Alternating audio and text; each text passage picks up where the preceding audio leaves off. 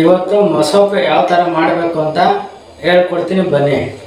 ಮೊದಲನೇಗೆ ಬೇಳೆ ತಗೋಬೇಕು. 1 ಕಪ್ ಬೇಳೆ ತಗೊಂಡು ಒಳಗಡೆ ಹಾಕಿದ್ದೀನಿ.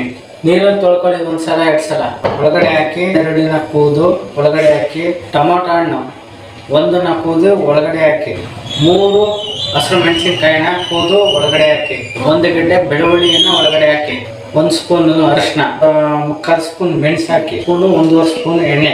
ಸೊಪ್ಪು ಏನು ಕುಯ್ಕೊಂಡಿರ್ತೀರ ಅದನ್ನ ಹಾಕಿ ತೊಳೆದು ಕ್ಲೀನಾಗಿ. ಚೂರು ಸಣ್ಣದು ಹುಣಸೆ ಹಣ್ಣು ಅಳತೆ ನೋಡಿ ಹಾಕೊಳ್ಳಿ.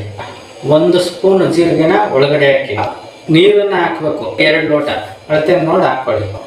ಎಲ್ಲ ಹಾಕಾದ ತಕ್ಷಣ ಕುಕ್ಕರ್ನ ಮುಚ್ಚಿ ಒಂದು 3 ಸಲ 4 ಸಲ ಕೂಗಬೇಕು. 1 ಸ್ಪೂನ್ ಹಾಕೊಳ್ಳಿ, 1 ಸ್ಪೂನು ಕಾಯಿ ಸ್ವಲ್ಪ ಹಾಕಿ.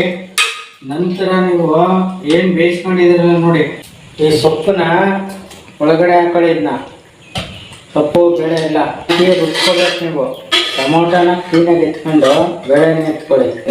ಈಗ ಮಿಕ್ಸಿಗೆ ಹಾಕಿದ್ಮೇಲೆ ಮಿಕ್ಸಿನ ಫ್ರೈ ಮಾಡಿ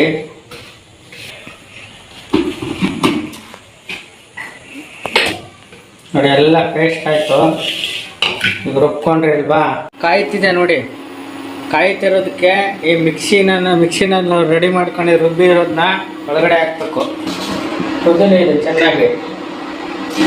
ಈಗ ನೀವೇನು ಮಾಡಬೇಕು ಅಂದರೆ, ಎಣ್ಣೆ ಹಾಕ್ಕೊಂಡಿದ್ದೀವಿ ಒಗ್ಗರಣೆಗೆ, ಸ್ವಲ್ಪ ಜೀರಿಗೆ ಹಾಕ್ಕೊಂಡು ಸ್ವಲ್ಪ ಹಸಿರು ಮೆಣಸಿನ್ಕಾಯಿ ಹಾಕೊಳ್ಳಿ. ಆಮೇಲೆ ಕರಿಬೇವು 5-6-7 ಎಲೆ ಹಾಕೊಳ್ಳಿ. ಚಿಟಪಟ ಅನ್ಬೇಕದು. ಆ ಚಿಟಪಟ ಅಂದಾಗ ಒಗ್ಗರಣೆ ಆಗಿರ್ತದೆ ಅಂತ. ಒಗ್ಗರಣೆ ಆದಮೇಲೆ ನೀವು ಇಲ್ಲಿಗೆ ಹಾಕೊಳ್ಳಿ. ಒಗ್ಗರಣೆನ ನೀವು ಕುದಿಸಿಟ್ಟಿರ್ತೀರಲ್ಲ ಆ ಮಸೊಪ್ಪೆ. ಆಮೇಲೆ ನಾವು ಮಾಡಬೇಕಾಗಿರೋ ಕೆಲಸ ಏನಪ್ಪ ಅಂದರೆ ಸಾಲ್ಟ್ ಹಾಕಿಲ್ಲ ನಾವು.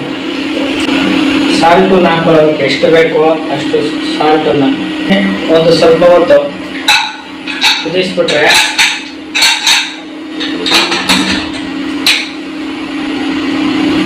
ಅಷ್ಟೇ.